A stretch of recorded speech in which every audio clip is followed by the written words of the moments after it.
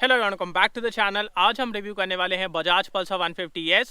It's an iconic motorcycle but over the time यहाँ पे ज़्यादा चेंजेस नहीं किए गए हैं, बट ओवर द टाइम इसके प्राइसेस बहुत ज़्यादा इंक्रीज हो गए हैं। तो आज उसके बारे में बात करेंगे कि आपको इस मोटरसाइकिल को 2022 में लेना चाहिए कि नहीं, and along with that will also compare it to the competition like Unicorn, FZ और फिर हायर एंड पे तो और बहुत ज़्यादा कॉम्पिटिशन है। तो आज सब चीज़ों के बारे में बात करेंगे। And before we start, special thanks to Frontier Bajaj for helping me out. अगर आपको बजाज का कोई भी प्रोडक्ट देखना है, शोरूम की सारी कॉन्टैक्ट डिटेल्स डिस्क्रिप्शन में है। कॉल करिए, अपनी अपॉइंटमेंट बुक करिए, then go to your showroom and have a look. Let's start with the video.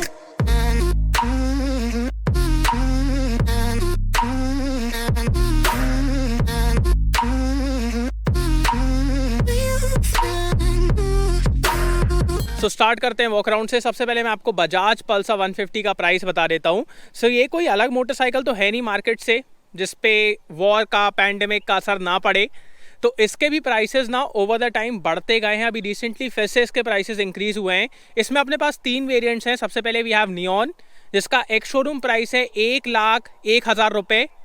Then we have the classic BS6, उसका एक शोरूम प्राइस है 1,07,600 रुपये। And then we have this twin disc जो आज अपने पास है, इसका एक शोरूम प्राइस है 1,10,600 रुपये। सो ये सारे एक शोरूम प्राइसेस हैं। ओवर द टाइम आप लोग देख रहे हो ना कितने इंक्रीज हो चुके हैं। पहले 1,00,000 रुपये में अपन को पल्सर मिल जाती थी 220। Now we have this for 1,10,000 rupees ex showroom. 220 अपन को ऑन रोड मिलती थी एक शोरूम है। So prices have increased a lot. उसके बारे में अपन एंड में बात करेंगे। लुक्स के बारे में बात की जाए तो लुक्स एकदम मतलब ऑथेंटिक पल्सर लुक्स हैं, जैसा अपन बहुत सालों से देखते आ रहे हैं। तो वैसे आपको यहाँ पे लुक्स मिलते हैं। सामने से स्टार्ट करते हैं तो आपको यहाँ पे हैलोजन हेडलाइट्स मिल जाती हैं। ये आपके पायलट लैम्प्स हैं। यहाँ पे आपको हैलोजन टर्न सिग्नल्स मिल जाते हैं। यहाँ पे कार्बन फाइबर फिनिश मिल जाता है। ट्विन डिस्क वेरिएंट में आपको आगे और पीछे डिस्क ब्रेक्स मिलते हैं। बाकी वेरिएंट्स में आपको सिर्फ आगे डिस्क ब्रेक मिलता है। We have single channel ABS, tubeless tyres, alloys, so that all is good. Engine की तरफ आते हैं। सो आपको 149.5 cc का air cooled DTSI BS6 compliant fuel injected engine मिल जाता है। सो ये प्रोड्यूस करता है 14 PS and 13.25 Nm of torque. So अभी इसके परफॉर्मेंस के बारे में अपन बात करेंगे कि with all this BS6 and fuel injection कैसी परफॉर्मेंस है। बाकी यहाँ पे आपको इंजन काउल मिल जाता है which looks really good and really completes the look of this motorcycle. यहाँ पे भी आपको थोड़ा सा कार्बन फाइबर फिनिश मिल जाता है। 15 लीटर का आपको फ्यूल टैंक मिलता है, जिससे आपको अच्छी खासी रेंज मिलेगी। So that's good. एंड ये ग्राफिक्स, यहाँ पे पल्सर लिखा हुआ है, क्लिप ऑन्स, बैकलिट स्विचेस। सो ये सब चीज़ें तो अपन को पल्सर के साथ हमेशा से मिलती आई हैं। सो वो अभी भी है। इंस्ट्रूमेंट क्लस्टर की तरफ आते हैं। सो यहाँ पे अपने पास part digital part analogue instrument cluster है। Here we have the tachometer. इसमें आपको साइड स्टैंड की warning, speed, distance to empty, average fuel economy 1 and 2 related to the trip, वो चीज़ें मिल जाती हैं। इंस्टेंट फ्यूल इकोनॉमी मिल जाती है, ओडोमीटर मिल जाता है। But still we don't have the gear position indicator, वो अभी भी आपको यहाँ पे नहीं मिलने वाला है। बाकी सीट के बारे में बात की जाए, सीट इज़ वन थिंग जो कि इस गाड़ी का मेरे को USP लगता है, because both for rider and pillion आप देखिए अच्छी बड़ी आपको सीट मिलती है। मतलब ना राइडर को कोई दिक्कत होगी ना पिलियन को कोई दिक्कत होगी। एंड उसी के साथ साथ यहाँ पे ज़्यादा स्टेप अप नहीं है, तो दोनों लोग आराम से बैठते हैं, कंफर्टेबली बैठते हैं। यहाँ पे आपको ग्रैब एरिया मिल जाता है। यहाँ 150 का बैज है। पीछे की तरफ आएँ, so as this is a twin disc variant, यहाँ पे आपको पीछे भी डिस्क मिल जाती है। LED tail lights, halogen turn signals आपको यहाँ पे मिलते हैं। ऑटो नहीं मिलेगा सिर्फ बाइक मिलेगी। एंड आपको side stand cut off sensor मिल जाता है, वो एक अच्छी चीज़ है। सो अगर आप गियर में हो, अगर साइड स्टैंड लगा हुआ है, बाइक स्टार्ट नहीं होगी। So we have side stand cut off sensor also. Centre stand भी आपको मिल जाता है। सो ये था इसका वॉक अराउंड। अब एक काम करते हैं, इसका एग्जॉस्ट नोट सुनते हैं and then will ride it.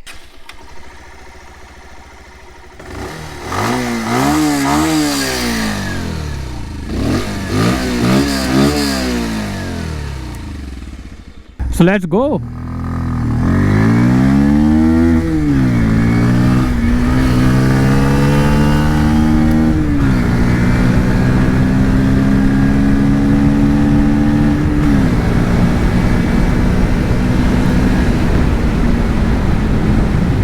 So start करते हैं इसके इंजन से।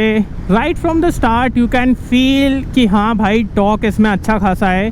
The mid range is really good, mid range में आपको अच्छा खासा टॉर्क फील होने वाला है, बट आफ्टर 8000 RPM 8000 RPM के बाद यहाँ पे आपको ज़्यादा पावर नहीं मिलती है, इट बिकम्स रियली फ्लैट, ज़्यादा पुलिंग पावर भी नहीं रहती है, but the engine loves to rev, ऐसा नहीं है कि वो रेड लाइन से पहले कहीं रुकने वाला है, but after 8000 RPM you feel like कि हाँ भैया बस हो गया अब इससे आगे ये मेरे को और नहीं खींच पाएगा. So that is how the power delivery is, but under 8000 RPM you can really feel that torque, you can feel that rush, so that's really good. And also in terms of refinement मैं आपको एक चीज़ दिखाता हूँ, nothing like over the years Bajaj has really worked on this कि उनने ना अपनी motorcycles बहुत ज़्यादा रिफाइंड कर दी हैं. अब मतलब अगर मैं पुरानी मोटरसाइकिल्स के बारे में अगर बात करूं, वहाँ पे इतने वाइब्रेशन रहते थे, नॉकिंग साउंड्स रहते थे, अब वो सब नहीं है. So even if I keep it at the red line all the time I won't feel any vibration. So there yes Bajaj has worked a lot, refinement बहुत अच्छी है, power delivery is good, really good for city, good for highway. अब बात करते हैं इस गाड़ी के गियर बॉक्स के बारे में. और सबसे पहले the clutch is a bit on the heavier side, like not really heavy, not like ESD, but it's a bit on the heavier side, like if I compare it to Unicorn or FZ. So वहाँ से slightly heavy है, but it's not a big issue. And also gear box के बारे में बात की जाए तो आपको 5-speed gear box मिलता है. It's a very good gear box, एक बार में gear लगते हैं, कोई खटक पटक कुछ नहीं. And also you have to apply very little effort to change the gear. सो बहुत कम एफर्ट में आप गियर चेंज कर लेते हैं, एकदम स्लाइट प्रेशर में ही गियर चेंज हो जाता है. So that is also good. Gear box के मामले में कोई दिक्कत नहीं है. अब बात करते हैं इस गाड़ी के ब्रेक्स के बारे में. So we have the twin disc variant today. Let's talk about the rear brake first.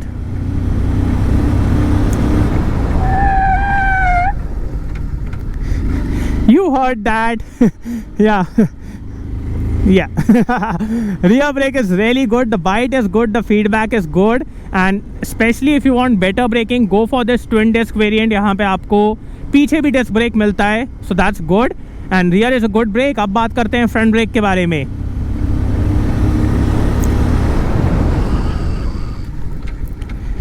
front is also really good man, like the bite is good, the stopping power is good, the feedback is good. It's just that नहीं, इसके बारे में आपको थोड़ा सा आगे बताता हूँ.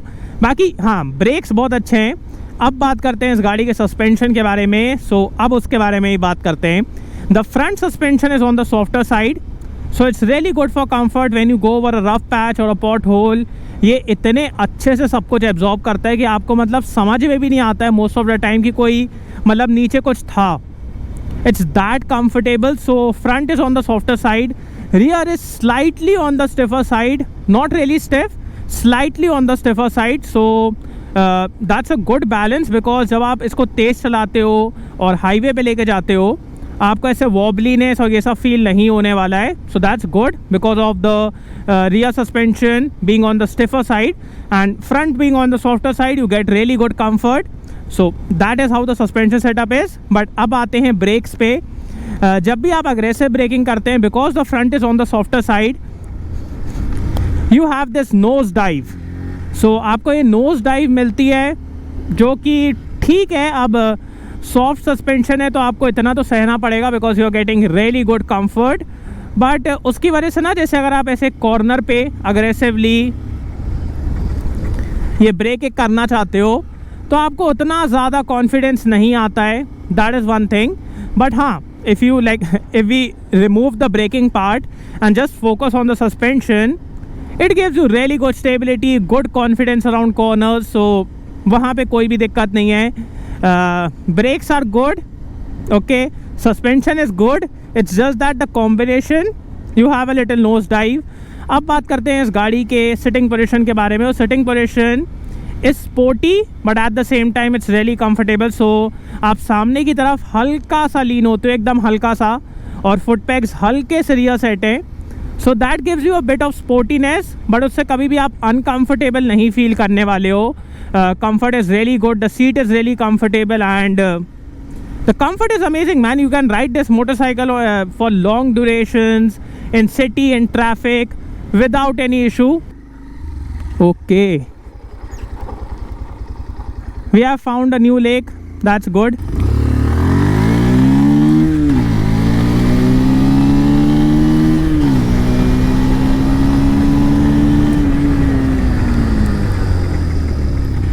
The high speed stability of this motorcycle is really good and that's thanks to the higher weight because अगर मैं इसको FZ से कंपेयर करूँ, यहाँ पे आपको 15 किलो ज़्यादा मैनेज करना है, which gives you a lot of stability. But if I talk about traffic and congestion, वहाँ पे आपको थोड़ा सा इसका weight मैनेज करना पड़ेगा. Not a really big issue, but still you will have to manage a little more weight. That is one thing. But उससे stability यार बहुत तगड़ी है.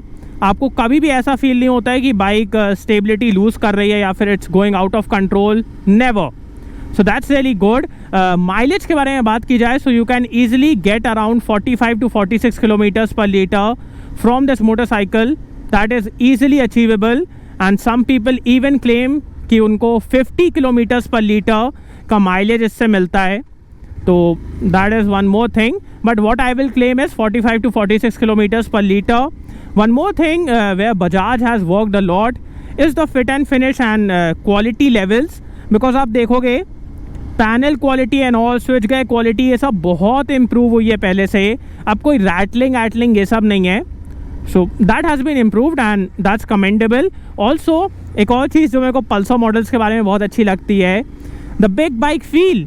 आप देखोगे यहाँ पे ना आपको वो बिग बाइक फील मिलता है. आपको कभी भी ऐसा फील नहीं होगा कि you are riding a small motorcycle और कम कैपेसिटी वाली मोटरसाइकिल चला रहे हो. ऐसा कभी आपको फील नहीं होता. You feel like you are riding a big motorcycle, a bulky motorcycle. So that's really good. Big bike feel आपको यहाँ पे मिलता है. सो ये थी पूरी कहानी. अब बात करते हैं वर्डिक्ट के बारे में. अब बात करते हैं क्या आपको इस मोटरसाइकिल को लेना चाहिए कि नहीं. तो 150cc सेगमेंट में we have two different segment. सबसे पहले we have a commuter segment जिसमें ये आती है, यूनिकॉर्न आती है, FZ आती है. And then we have a more performance oriented segment जिसमें अपने पास अपाचे 164V है, NS है. ओके, सबसे पहले इसके बारे में बात करते हैं. It's a good motorcycle but over the time यहाँ पे ज़्यादा फीचर्स ऐड नहीं किए गए हैं.